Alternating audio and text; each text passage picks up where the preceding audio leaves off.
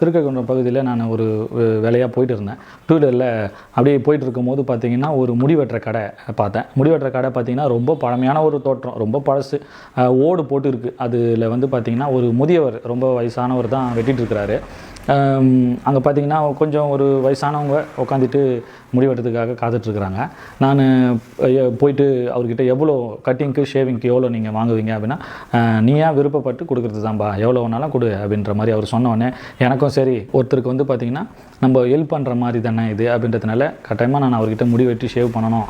அவர் கட்டாயமாக வந்து பார்த்திங்கன்னா ஓல்டாக இருக்கிறதுக்கு ஒரு வித்தியாசமாக தான் வெட்டுவார் அப்படின்றது எனக்கு தெரியும். இருந்தாலும் இந்த மாதிரி வந்து முடிவெட்டுறவங்க அப்போது ஆரம்பிச்சிருப்பார். அப்போல்லாம் அவர் வந்து ரொம்ப ஃபேமஸாக இருந்திருப்பார். இப்போத்துடைய சூழ்நிலைக்கு அவர் வந்து கொஞ்சம் ஸ்டைலிஷாக வெட்ட தெரியாதனால அவருடைய பிஸ்னஸ் டல்லாக இருக்கலாம்.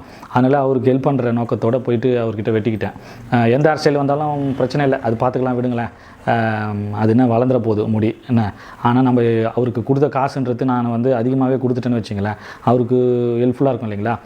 இப்போ இந்த முடிவெட்டுற கடையை பற்றி நான் எதுக்காக பேச வரேன்னா, முன்னாடியெல்லாம் இது வந்து பார்த்திங்கன்னா தமிழ்நாட்டில் பார்த்திங்கன்னா அவங்க வந்து செய்யக்கூடிய தொழிலை வச்சு தான் ஜாதி உருவாச்சு. அது உங்களுக்கே தெரியும். அதில் நான் வந்து புதுசாக சொல்லணும்னு அவசியம் இல்லை, உங்களுக்கே தெரியும். முடி வெட்டுறவங்க, முடி திருத்துவோர் வச்சு ஒரு ஜாதி இருக்குது இல்லைங்களா. அந்த மாதிரி வந்து அந்த சமுதாயத்தில் இருக்கிறவங்க மட்டும்தான் அந்த தொழிலை செய்வாங்க. இப்போ அப்படி கிடையாது. இப்போ நவீனமயமாக்கி எல்லாமே வந்து பார்த்திங்கன்னா மாடர்ன் வேர்ல்டு ஆனதுலேருந்து எல்லாருமே எல்லா தொழிலும் செய்ய ஆரம்பிச்சுட்டாங்க. முடி திருத்தும் சமுதாயத்தை சேர்ந்தவங்க தான் முடி வெட்டும் கடை வைக்கணும் அப்படின்றது, சலூன் வைக்கணுன்றதுலாம் அவசியம் இல்லை. பார்த்திங்கன்னா வெளி மாநில மக்கள் தான் நிறைய பேர் வந்து கடை வைக்கிறாங்க, சலூனை, முடிவெட்டுற கடையை.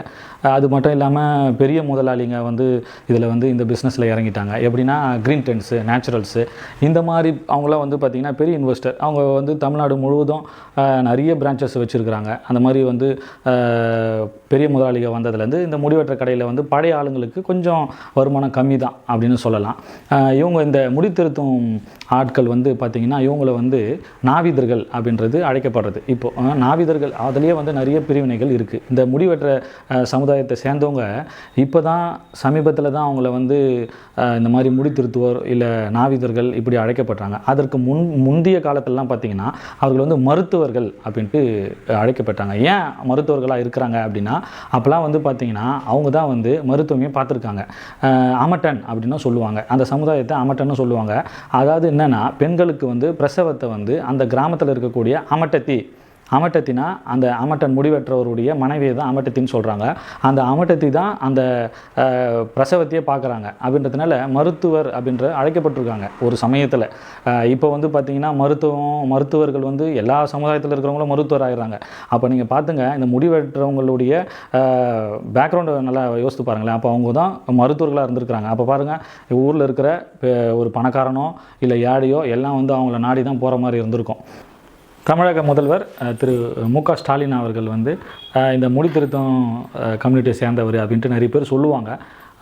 அதாவது அவங்க வந்து முடி வெற்ற தொழில் செய்கிறவங்க இல்லை, அதில் வந்து இசை வெள்ளாளர் அப்படின்ற ஒரு பிரிவு தான். அதில் வந்து இசை வெள்ளாளர் என்ன ஒரு மாதிரியான தொழில் செய்வாங்க அப்படின்னா, அவங்க வந்து பார்த்திங்கன்னா கலை வந்து வளர்க்குற ஒரு பணியில் இருப்பாங்க. அது எப்படின்னா, இந்த மியூசிக் வந்து தவில், இந்த மாதிரி நாதஸ்வரம், இந்த இல்லை மியூசிக் வாசிக்கிறவங்களாக இருப்பாங்க.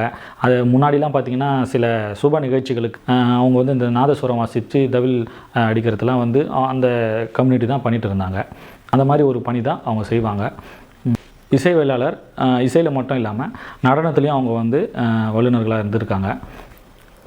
இவங்களுக்குன்னு சங்கம் இருக்குது. அது வந்து பார்த்திங்கன்னா சங்கம் வந்து ஊருக்கு தான் சங்கம் இருக்கும், பிரிவாக இருக்கும். அது அவங்களுக்கு வந்து பார்த்திங்கன்னா ஒவ்வொரு ஊருக்கு ஒவ்வொரு நாள் விடுமுறை விடுறது அவங்களுடைய வழக்கமாக இருக்கும். அது பார்த்திங்கன்னா இப்போ முடி திருத்துவர்கள் வந்து அவங்களுடைய எண்ணிக்கை வந்து பார்த்திங்கன்னா போன வாட்டி மக்கள் தொகையில் வந்து கிட்டத்தட்ட ஒரு 5 லட்சம் பேர் இருந்திருக்காங்க தமிழகத்தில் வந்து. இப்போ வந்து அது வந்து உயர்ந்திருக்கும். இப்போ வந்து துல்லியமாக இன்னும் சொல்லப்படலை, ஆனால் அதிகமாக உயர்ந்திருக்கிறதுக்கான வாய்ப்பு இருக்கும். இவங்களுடைய தொழில் வந்து பார்த்திங்கன்னா இப்போ இவங்களுக்கு வந்து போட்டி அதிகமாகி போச்சு. ஒரு சமயத்தில் இவங்க வந்து பார்த்திங்கன்னா நிறைய, நீங்களே திரைப்படத்தெல்லாம் பார்த்துருப்பீங்க, நிறைய பணக்கார வீட்டுக்கே போயிட்டு இவங்க பண்ணுறதெல்லாம் நீங்கள் பார்த்துருக்கலாம். அப்போ வந்து பார்த்திங்கன்னா அதிக வருமானம் ஈட்டக்கூடிய ஒரு தொழிலாக இருந்தது. அப்புறம் வந்து பார்த்திங்கன்னா இப்போ வந்து நான் சொன்ன மாதிரி நிறைய வெளி முதலாளிகள்லாம் வந்த பிறகு இப்போ வந்து அந்த சமுதாயத்தில் இருக்கிறவங்க மட்டும்தான் அந்த தொழில் செய்கிறாங்கலாம் கிடையாது. இப்போ எல்லாருமே அதை செய்ய ஆரம்பிச்சிட்டாங்க. இப்போ தமிழகத்தில் படிப்படியாக பார்த்திங்கன்னா இந்த தொழில் வைத்து ஒரு ஜாதி உருவாச்சு இல்லைங்களா, அது படிப்படியாக மறைஞ்சிரும். இந்த தொழில் செய்கிறவங்க தான் இந்த ஜாதி அப்படின்ற மாதிரிலாம் கிடையாது. இப்போ எந்த ஜாதியாக இருந்தாலும் எந்த தொழில் வேணாலும் செய்கிறாங்க. ஜாதி வேறு தொழில் வேறு மாறி போயிடுச்சு. இப்போ கலந்து செய்ய ஆரம்பித்தாச்சு. அப்போனா இது எதை குறிக்குது அப்படின்னா, சமுதாயம் வந்து மாறிக்கொண்டு வருகிறது. அப்போ இந்த மாதிரி பார்த்திங்கன்னா இன்னும் கிராமப்புறத்தில்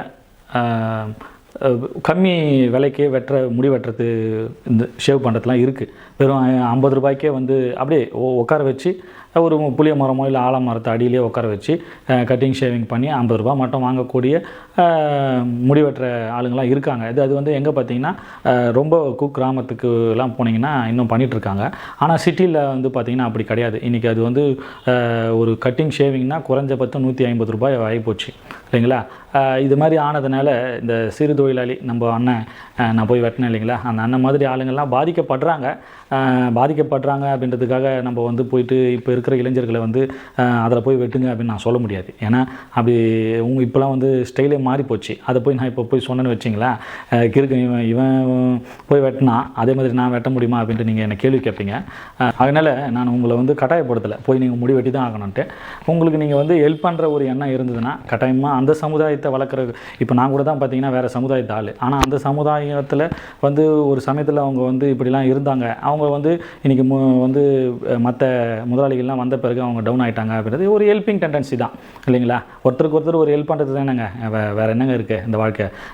அதனால் உங்களுக்கு விருப்பப்பட்டால் அப்படி நீங்கள் உதவி பண்ணணும் அப்படின்ற ஒரு நோக்கத்தில் இருந்தீங்கன்னா இப்போ உங்கள் அருகாமையில் இருக்கக்கூடிய இந்த மாதிரி கடையை இருந்தால் போய் ஒரு முறை கட்டிங் ஷேவிங் பண்ணுங்களேன். அதுவே அவங்களுக்கு பெரிய உதவிங்க.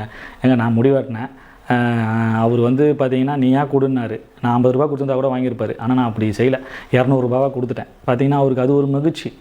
அவங்களுக்கு வந்து பார்த்திங்கன்னா அந்த இதில் வந்து ரொம்ப அவர் சொன்ன ஒரு விஷயம், இப்போ பெரியவங்க வந்து வெட்டுறாங்க இல்லைங்களா, அவங்க கையில் இருக்கிறது 40 ரூபா இருந்தால் கூட கொடுத்தாலும் வாங்கிப்பேன் அப்படின்ற மாதிரி சொல்கிறாரு அவர். அதனால் நீங்கள் வந்து அவங்க அருகாமையில் இருக்கக்கூடிய இந்த மாதிரி வந்து முடி வெட்டுற கடை இருந்ததுன்னா ஒரு முறை மட்டும் அவங்கள ஹெல்ப் பண்ணுற நோக்கத்தோடு அவங்களுக்கு வந்து ஹெல்ப் பண்ணி விடுங்க. இது நான் முக்கியமாக இன்னொன்று வந்து பதிவிட விருப்பப்படுறேன்.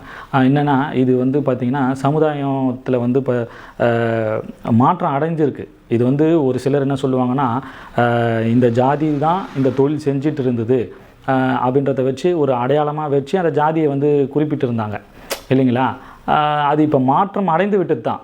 ஒரு பக்கம் வந்து பார்த்திங்கன்னா நிறைய பேர் வந்து வேறு ஒரு ஜாதி ஆளுங்க, சமுதாயத்து ஆளுங்க வந்து இந்த தொழிலை செய்கிறாங்க அப்படின்றது ஏற்றுக்க வேண்டிய விஷயந்தான். ஆனால் இன்னும் ஒரே ஒரு விஷயம்னா, அந்த சமுதாயத்தை சேர்ந்தவங்க வந்து இதில் நிறைய பாதிக்கப்பட்டுட்டாங்க அப்படின்றது உண்மை தான். ஏன்னா அவங்கள தவிர்த்து அவங்கள காட்டிலாம் மற்ற முதலாளிகள் தான் வந்து இதில் வந்து அதிகமாக முதலீடு போட்டு கொஞ்சம் பணக்கார ஆகிறதெல்லாம் பார்த்துட்ருக்குறோம் இல்லைங்களா. இந்த மாதிரி வந்து நிறைய மாற்றங்கள் வந்து விட்டது. இப்போ வந்து தொழில் வந்து பார்த்திங்கன்னா எல்லா சமுதாயத்தாளுங்க வந்து வேறு தொழில் செய்ய ஆரம்பிச்சிட்டாங்க.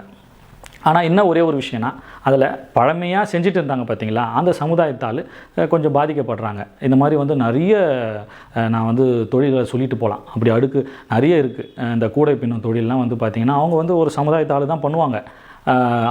அவங்களுடைய தொழில் கூட இன்றைக்கி வந்து ரொம்ப கவலைக்கிடத்தில் இருக்குது. அது கூட நான் அடுத்த பதிவீட்டில் உங்களுக்கு நான் காட்ட விருப்பப்படுறேன். ஸோ ஃப்ரெண்ட்ஸ், உங்களுக்கு வந்து அருகாமையில் இருக்கக்கூடிய கடையில் அவங்களுக்கு வந்து ஹெல்ப் பண்ணுற நோக்கத்தில் போயிட்டு ஒரு கட்டிங் ஷேவிங் பண்ணிவிட்டு வாங்க. Thank you so much. இன்னும் நிறைய வீடியோஸில் என்னை நீங்கள் தொடர்ந்து பார்க்கலாம். இத்துடன் உங்களிடமிருந்து விடைபெறுவது நெல்சன்.